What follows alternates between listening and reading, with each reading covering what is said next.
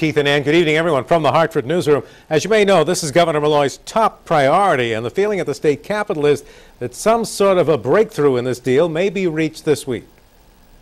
Teachers from around the state are planning to come to the Capitol this week to personally lobby state lawmakers about education reform.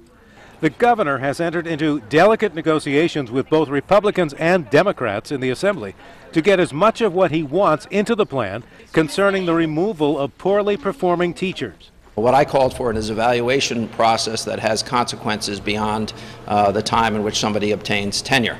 I want an evaluation system. That's what I want. Those in on the negotiations say that what was in the governor's original proposal just will not fly.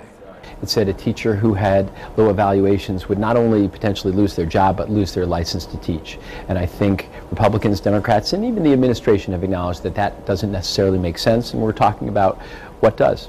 Republicans in the House and Senate are now firmly in on the discussions, and the possibility of a bill that will get votes from both parties seems to be emerging.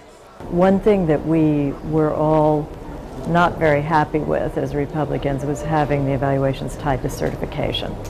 We didn't think that was fair.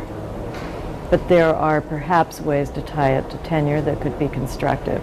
For the teacher unions, that's key because they believe that just because a teacher doesn't do well in one district doesn't necessarily mean they can't do well in another. So their teaching certificates should not be at stake.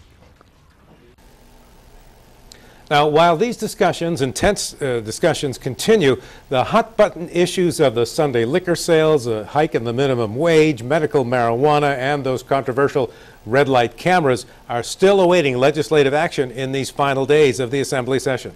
From the Hartford Newsroom, Mark Davis, News 8.